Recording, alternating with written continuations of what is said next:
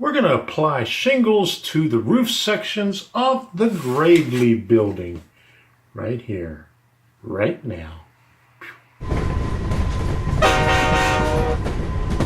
I'm Tom Gavichak, and this is Tom's Trains and Things. This channel was created to help other modelers who are in need of guidance in pursuing their dream of building a model railroad. And we're here to work on the Gravely building and the roof sections. Now, earlier we painted the shingles, and now we're going to install them on the roof sections. And I'm going to show you an easy way to do it. But before we get started on that, go ahead and check out more videos on the Gravely buildings that I have in the playlist. You can see the whole series there in the playlist, and also I have a playlist on model railroading for beginners that you could watch. It's a lot of good information if you're just getting started out. So go ahead, take a look at it, and let's get started with working on the Gravely building. Start off with filling these things up here and put it on the other camera right there. Let's see what this camera looks like. Okay, we'll get a side shot. All right. Hold on to your seats because we're going to take you through some accelerated painting of the shingles that we didn't see before. So let's go.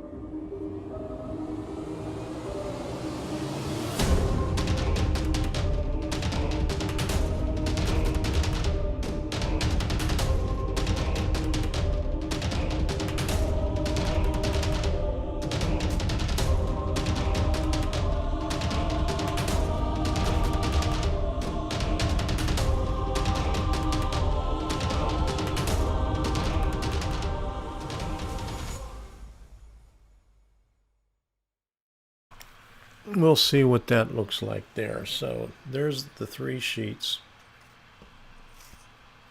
Okay.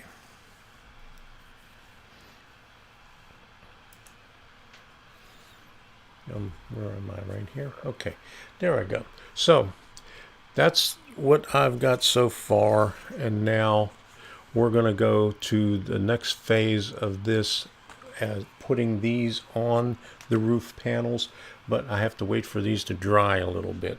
Before we add the shingles to the roof, we're going to paint the undersides of it, so we'll have a shadow underneath.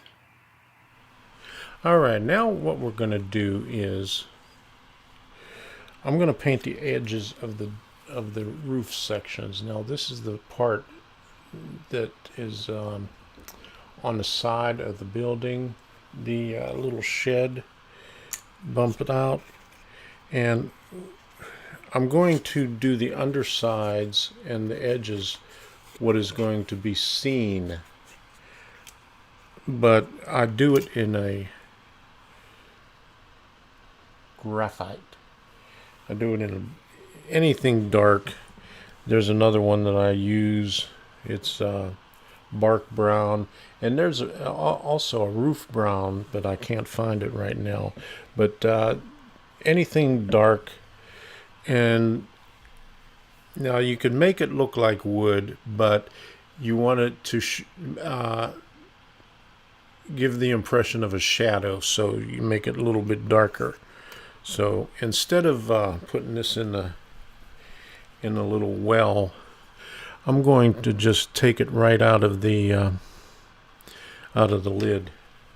And let me put you on the other camera here. Okay, so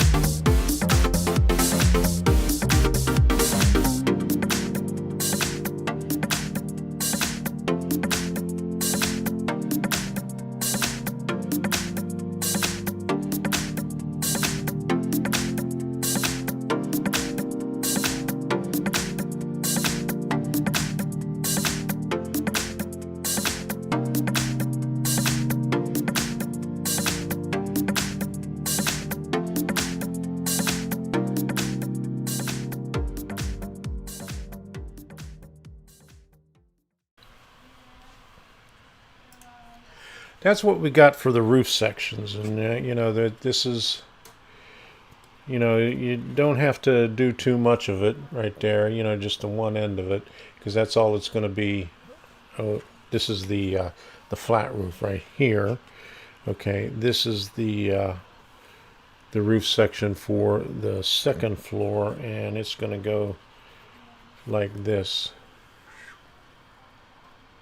And so you're going to see on the bottom those edges right there that I painted. So now it's time for the shingles, to put them on there as soon as they finish drying. So here we go. We'll wait for that. Let's get down to business and put some shingles on that roof. But before we do, go take a look at my Patreon page. You'll be able to see more details of things that I do that it's not on YouTube. So go take a look at it after this video. Okay, here's the two roof sections we're going to have. This is the flat roof, and this is going to take the tar paper right here. And then these are the two sections of the other side on the two-story side. Now what I did was I painted the bottoms, and I marked where the bottoms are. Okay, so these are going to go like this right here. So this is the bottom, so I'll show you on this one right here. The shingles are going to start on this one. Now, on the Bar Mills kits, they put scribe marks on there, so you have a guide to follow when you're putting your tar paper or your shingles on there. Now, this isn't this isn't going to cover every single piece of tar paper or shingle. This is just a reference. So you're going to have more shingles or tar paper than this on there, but that's so you could just keep it level with the edges of the roof. And the same goes for on the shingled roof. Now the shingles are a little bit smaller or thinner than the tar paper, so I'm going to start on the tar paper, and they have little dots on them, and those dots were put on there to represent nail holes. I'm going to pull this off of here, and you'll be able to see it a little bit better on here because you'll see the I don't know if you can see that really well, but it came through and painted it black. So, but anyway, you really can't see it on the first row, but we're going to overlap it some, and I'm going to turn the first one over. Now the holes are up on the top on this one, and that's just for the first row because you're going to see the holes on the second row. And I'm just going to put it on here like this,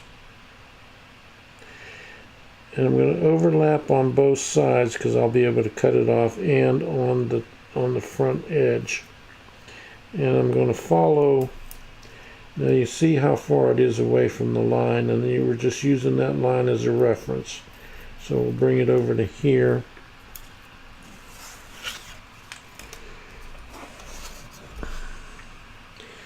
And I'll cut it a little bit longer.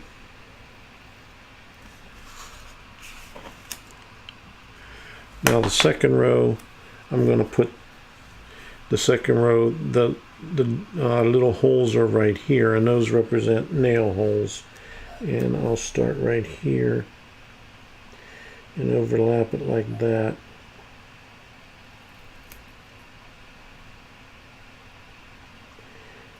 So we have it nice and parallel with the other one. And okay, you see we have a little bit left over. So what I'm going to do is I'm just going to measure a little bit. I'm going to cut a little bit beyond that on the next one.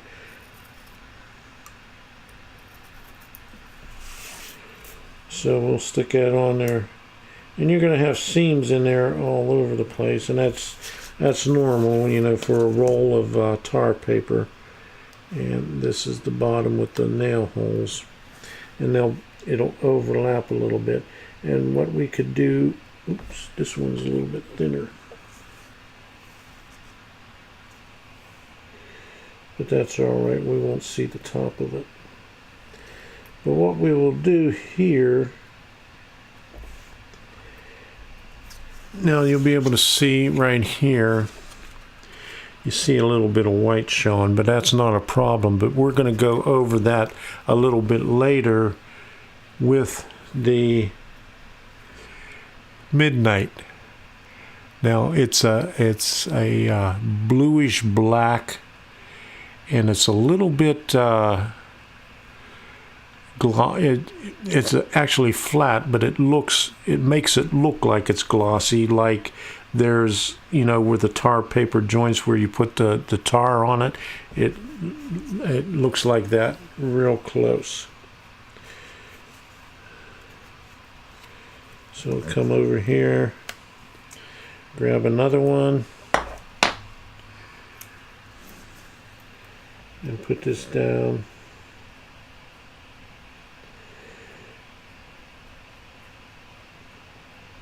Like like that.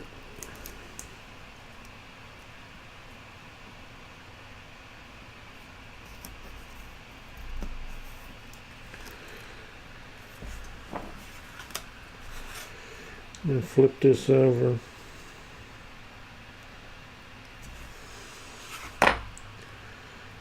Okay, now I don't want the, okay, so that's not going to be the same distance, so we're all right there. So I'm just going to put this right here. Now I'm not going to go through the whole one, but you got an idea of what it looks like. Okay.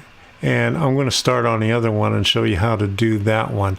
Now, when I had the live show, the video wasn't that good, but you got to see the end result. And this is the one that I did of the older one on a scrap piece of wood. Okay, so we're going to use these, and I'm going to take one off of here first. Going to look at this. Okay, this is the bottom, so we'll start on this end right here. I'm going to start up here. Now these are a square end on them, so they're not like the older shingles. Some of the shingles have like a tapered end, but this is completely straight.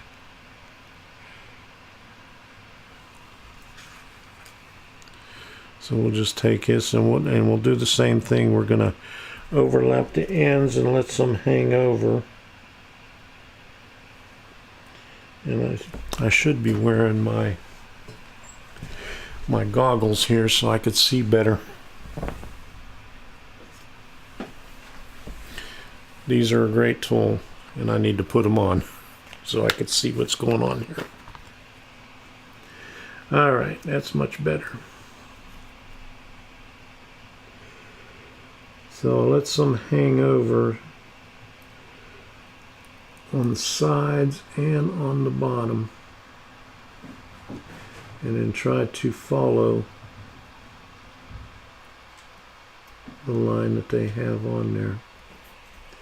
Okay, this comes down a little bit over here. So you see how much I have hanging over. And I bring this down just a little bit. That's a little bit crooked there.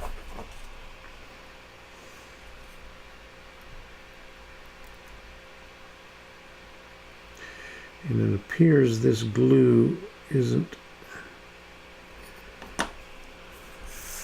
that strong.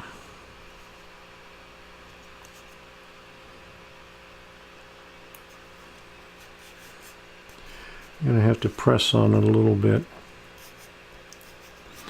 Okay, now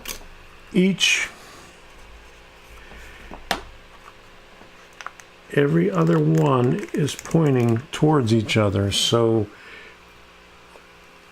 even if you're using the adjacent row, you're going to have a different pattern on it.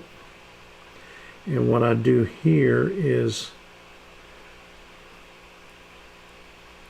I put the little holes. I'm trying to get it in, like in the center, so it looks like the shingles are staggered. Okay, right there. I'll come down.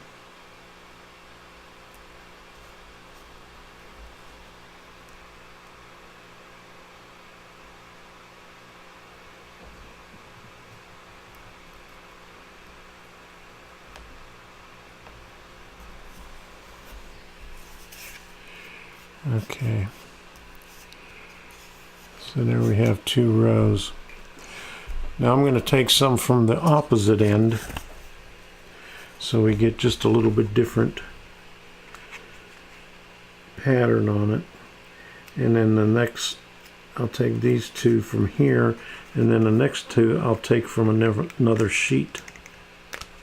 Now this takes a while, but the results are well worth it. They look really good when you're finished with it.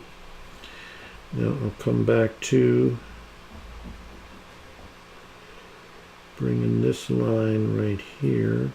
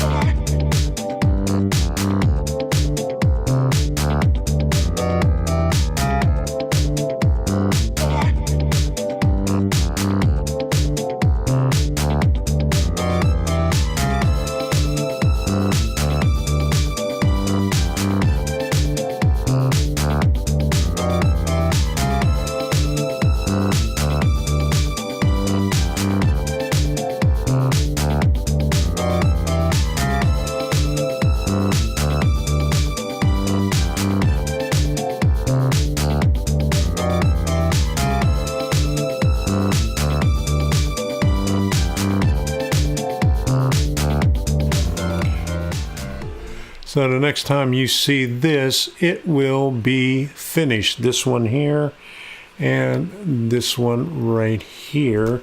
And then I have a small one here. I think I'll do this one. This is the shed on the side. I'll do this in the tar paper. And then I have a little one here that goes right above the steps. And that you could see that on the second floor. It's, you know, there's a stairway that goes up to the second floor on the inside of the building, but there's a little bump out that you could see on the second floor porch. So let's do this off camera, and there goes Sadie barking away. Okay, here's the finished products here. And what I did on the tar paper one, I trimmed it off the edge like that, so it's flush, because the walls are going to be up against that on three sides. Well, actually this side right here. And what I did was I left this part blank right here. And once this is mounted on the building, I'll put the last piece in and sort of like crease it. So part of it's going to be on the roof part, and the other part is going to be up on the ceiling, or not the ceiling, but the wall. So you have that transition right there.